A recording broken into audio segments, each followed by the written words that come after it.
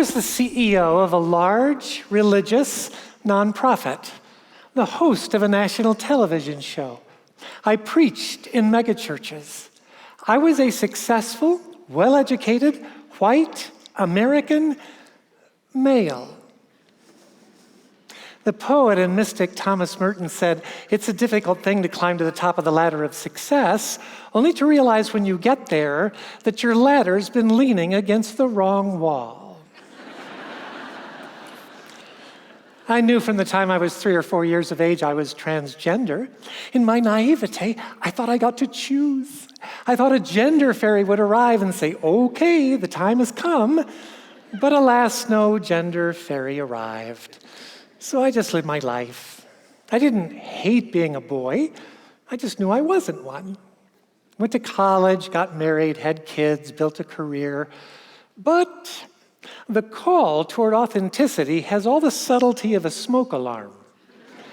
And eventually decisions have to be made. So I came out as transgender and I lost all of my jobs.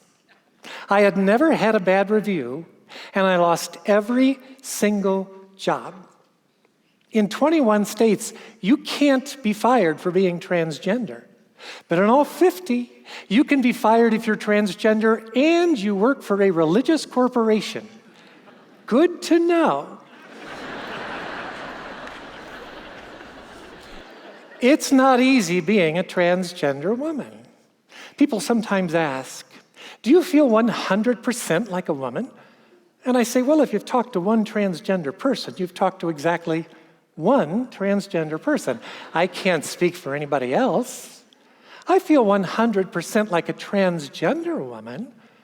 There are things a cisgender woman knows I will never know. That said, I am learning a lot about what it means to be a female, and I'm learning a lot about my former gender. I have the unique experience of having lived life from both sides.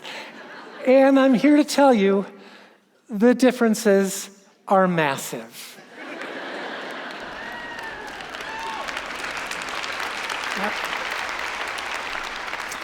So I'll start with the small stuff, like the pockets on women's jeans.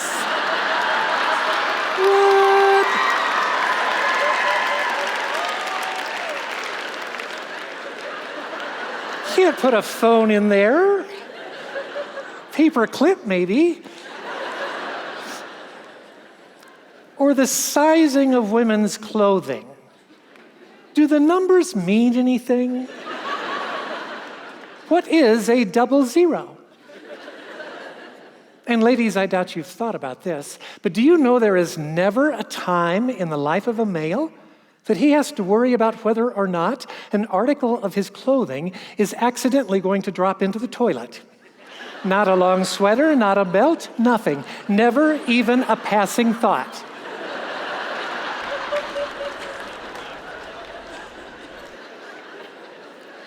Now, I get my hair cut about half as often as I used to, but it costs 10 times as much. So I can go on vacation or I can get my hair cut. I cannot do both. I keep bumping into gender differences everywhere I go, sometimes literally. I'm walking down the hallway and I just bump into it. There's nothing in the way, and I just bump into it. I think, what's that about? And I know it's going to leave a bruise, because now that my skin is thinner, I have bruises absolutely everywhere. How I experience my sexuality is profoundly different. It's less visual and more holistic, less of a body experience and more of a being experience.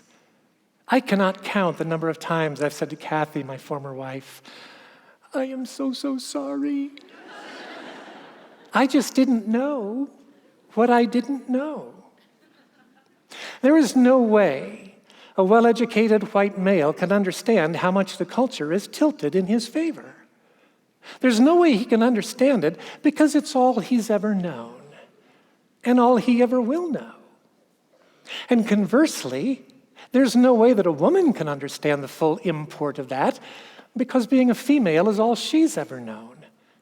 She might have an inkling that she's working twice as hard for half as much, but she has no idea how much harder it is for her than it is for the guy in the Brooks Brothers jacket in the office across the hall. I know. I was that guy. And I thought I was one of the good guys. Sensitive to women. Egalitarian. Then came the first time I ever flew as a female. Now, I've flown over 2.3 million miles with American Airlines. I know my way around an airplane. And American was great through my transition, but that does not mean their passengers were. The first time I flew as Paula, I was going from Denver to Charlotte.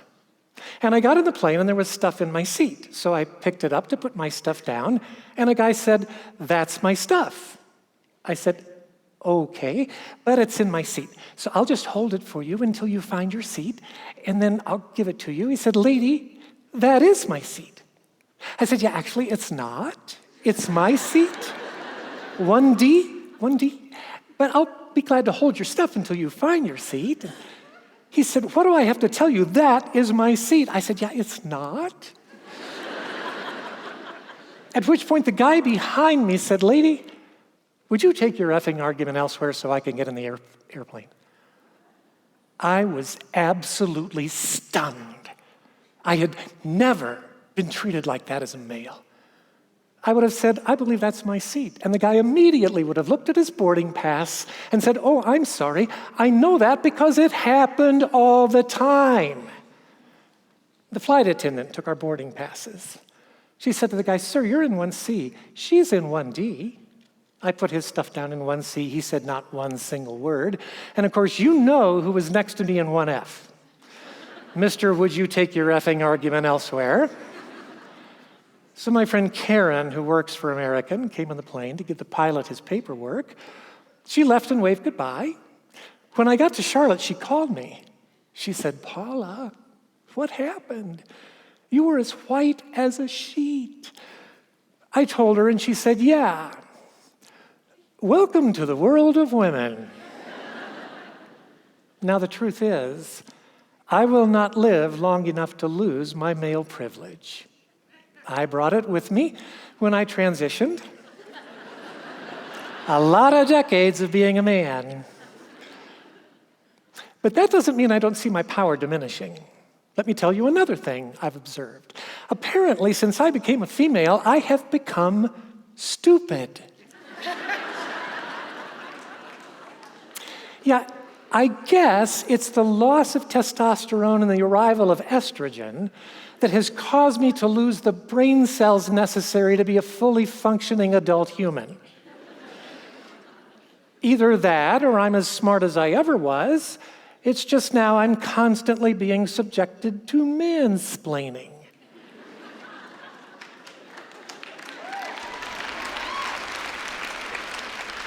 So I was in my local Denver bike shop, and a young summer employee said, "Can I help?" And I said, "Yeah. Can the frame of an older Gary Fisher mountain bike start to flex and bend enough that it causes the rear brake to rub?" He said, "Well, disc brakes need regular adjustments." I said, "I know that. And in fact, I do my brake adjustments." He said, "Oh, well, then your rotor's bent. It's bent." I said, "Yeah, my rotor's not bent. I know a bent rotor." With condescension, he said, "Well, what do you want me to do?" I said, "You could answer my question." At which point, Kyle, the manager of the shop, stepped in. He's such a sweetheart. He said, "I think you're probably right. Let me ask you a question. Do you only get a chirp coming from that rear brake when you're pulling hard uphill?" I said, "Yes, exactly." He said, "Yeah, that's frame fatigue." I wanted to fall at the feet of Kyle and call him blessed. Someone was taking me seriously. This happens all the time now. I have to go 3 or 4 rounds with someone before I get a direct answer. And there's a deeper issue. The more you're treated as if you don't know what you're talking about, the more you begin to question whether or not you do, in fact, know what you're talking about. Right? I understand a woman's tendency to doubt herself. Do you ever notice if a woman is in a meeting with a group of men and she knows she's right, she apologizes for it? She says, "I'm sorry, but I don't think those numbers add up." You know, you don't have to apologize for being right.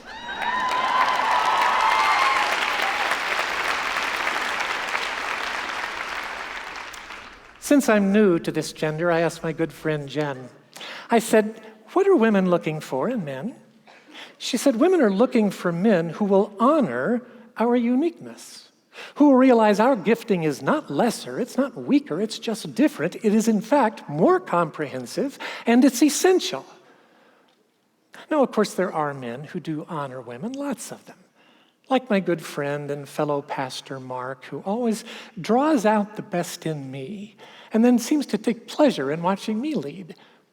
We need more men like Mark who are willing to honor and empower women. I know I'm going to keep bumping into additional differences on this journey, but let me leave you with this. To the women, I offer my heartfelt thanks. I often feel like an interloper, a late arrival to the serious work of womanhood. But you show me grace and great mercy. I want you to know you are far more capable than you realize. You are more powerful than you know.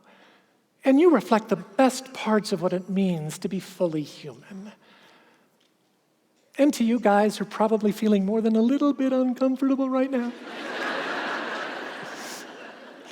I do understand. I never thought I had privilege, but I did. And so do you. What can you do? You can believe us. When we tell you that we might have equality, but we do not have equity. It is not a level playing field. It never has been. You can be a part of the solution. By elevating us to equal footing, you uniquely have that power. And to all of us, do you know who I think about a lot?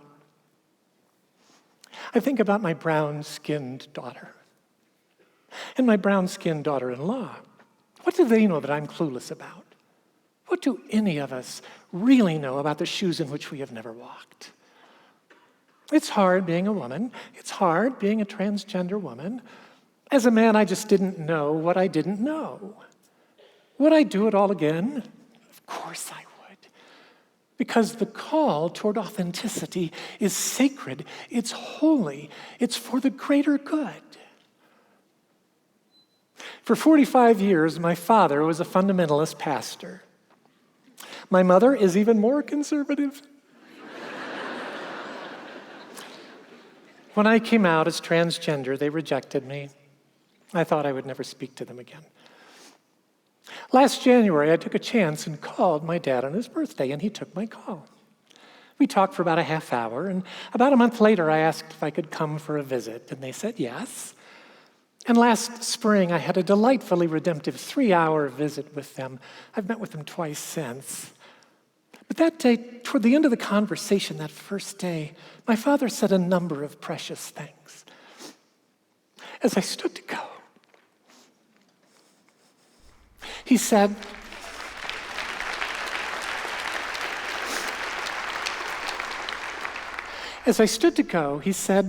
"Paula," he called me Paula.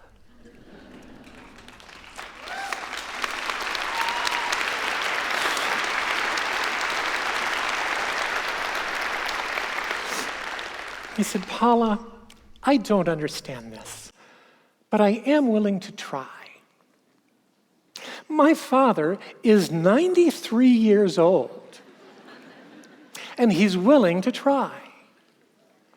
What more could I ask?" I hugged him so tightly.